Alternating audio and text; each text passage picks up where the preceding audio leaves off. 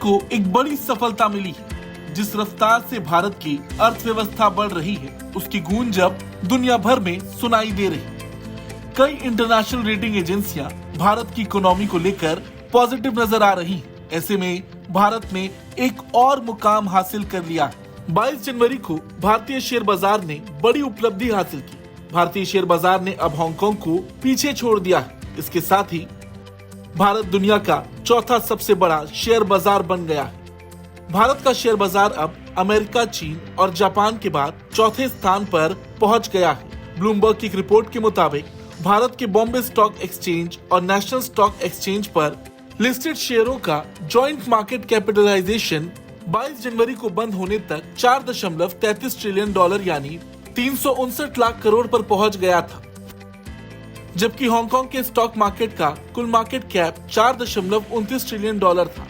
इससे पहले भारतीय शेयर बाजार का मार्केट कैप पहली बार रिकॉर्ड 29 नवंबर 2023 को $4 ट्रिलियन यानी करीब 333 ट्रिलियन रुपए को पार कर चुका है।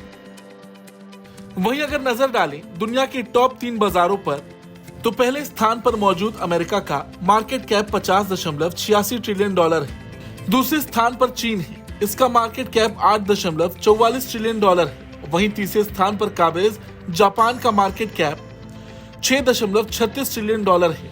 ये तो हो गई दुनिया के टॉप बाजारों की बात। अब बात कर लेते हैं उन कारणों की जिसकी वजह से भारत दुनिया का चौथा सबसे बड़ा बाजार बन गया। इसके पीछे सबसे बड़ी वजह ये है कि हांगकांग के हैंग सेंग के मार्केट कैप में लगातार चौथे साल गिरावट देखी जा रही है। ऐसा ही कुछ चीन के शंघाई स्टॉक एक्सचेंज में पिछले 2 साल से देखने को मिल रहा। दरअसल चीन की अर्थव्यवस्था में कोविड महामारी के बाद से ही गिरावट दर्ज की जा रही है। बीजिंग में कोविड-19 के कड़े नियमों के चलते वहां के बाजार से निवेशकों ने कदम पीछे खींच लिए थे। अब दूसरी तरफ भारत की बात कर ले तो दुनिया भर की बड़ी कंपनियां China+1 की स्ट्रेटेजी अपना रही, जिसका सबसे ज्यादा फायदा अब भारत को मिल रहा। कई दिग्गज कंपनियां चीन से अपना कारोबार समेटकर भारत की तरफ रुख कर रही।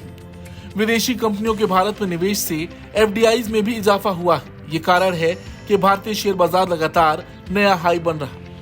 इसके अलावा आपको बता दें कि इसी साल देश में लोकसभा चुनाव भी होने हैं, जिससे लोगों को मैक्रो इकोनॉमिक एक्टिविटीज में सुधार और रेट ऑफ इंटरेस्ट में कटौती होने की उम्मीद है। लेकिन बड़ी बात यह है कि भारत अब चौथे स्थान पर आ चुका है। भारत से ऊपर सिर्फ जापान, चीन और अमेरिका है। बड़ी बात यह है कि भारत जिस रफ्तार से आगे बढ़ रहा, चीन और जापान भी आने वाले सालों में पीछे हो सकते हैं, क्योंकि अब जैसा कि देखा जा रहा है मार्केट में कई देशों ने चीन का साथ छोड़कर भारत की ओर रुख कर लिया है। जापान की कई बड़ी कंपनी इस वक्त भारत आने के विचार में है। एप्पल भारत आ चुका है, टेस्ला भी बहुत जल्द भारत आ सकती है। ऐसे में चीन के लिए आगे की राह इतनी आसान नहीं होने वाली।